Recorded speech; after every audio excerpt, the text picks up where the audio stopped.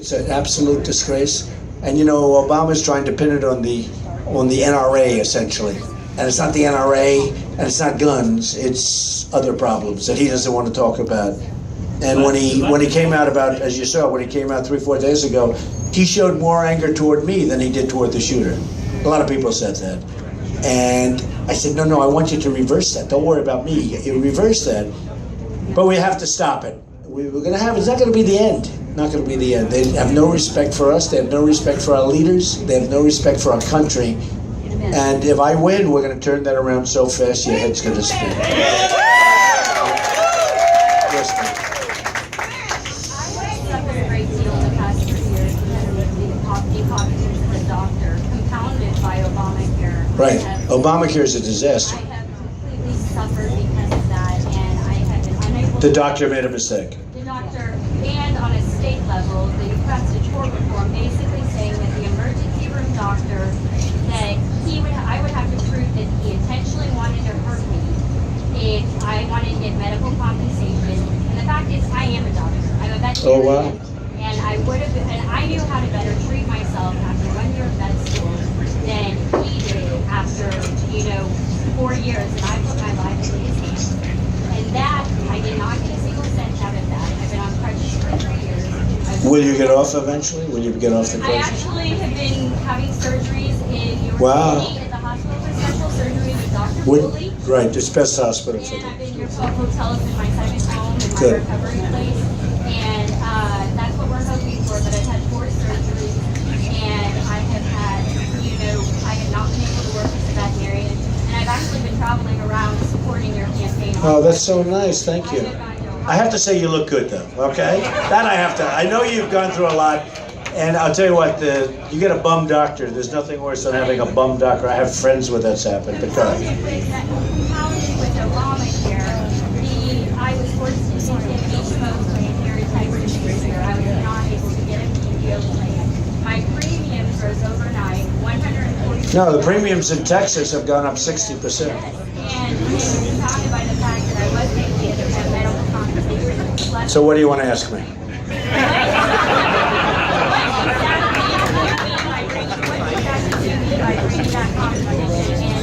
Yeah.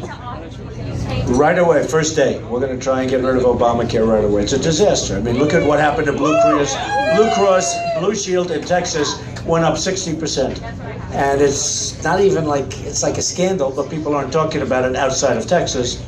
But they're all going up. Every state's going up by record amounts, and we're going to take care of it. And I appreciate what you said. Thank you. Yeah, go ahead. We've got about 1.6 million veterans in the state of Texas, and Right. they're coming home with that's right. They're coming home to substandard care in the VA. When you're president, what can we do to change The it? VA is a very big factor for me.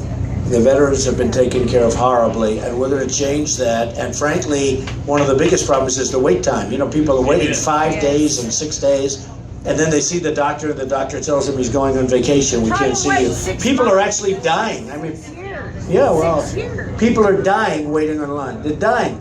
Thousands of people are dying waiting in line.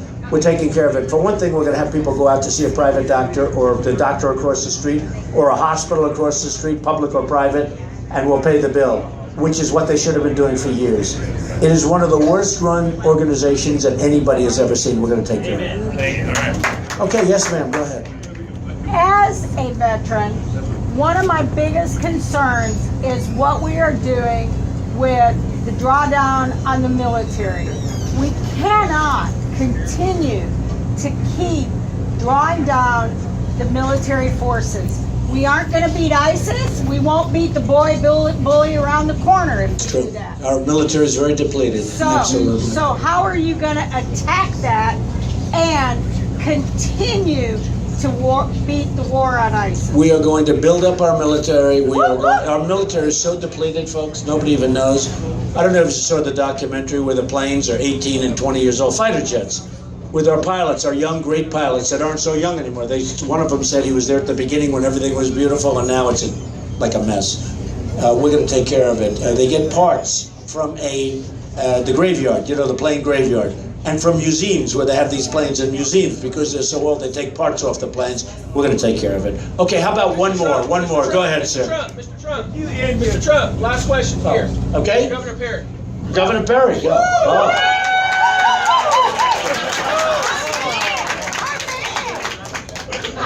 You want him to go first? Okay, go ahead. See, that's why he's a successful politician. When you address a national news conference, would you end it with God bless America? I like it. I like it. I mean, we're not in that world, but I'll tell you what, it's my world, and it's your world. It's ridiculous, right? Amen. Rick, go ahead. Did you have a question?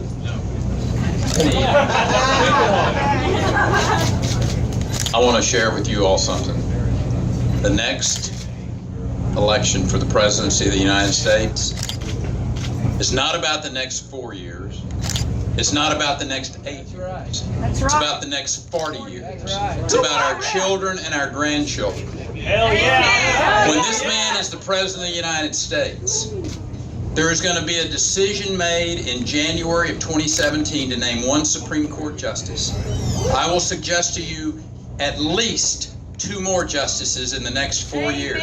Who won? And the difference between Hillary Clinton and Donald Trump is a chasm that is so wide that we better get this right. And our friends that may not be here yet or be for him yet, They will be. I want you to go work like you've never worked before and explain something to them. That this election is about our children and it's about our grandchildren. Who won? And we better get this right. You can quibble about whatever you want to quibble about. But at the end of the day, the simplicity of this is Hillary Clinton, Donald Trump, and the Supreme Court. And God forbid if Hillary Clinton is the one that's making those decisions. Let's get this right. Get this right, America. He's done that before. Thank you, everybody. Thank you. Thank you very much, Tony. Thank you, Zoe. Thank you very much. We love you, and let's go win in November. Thank you, everybody.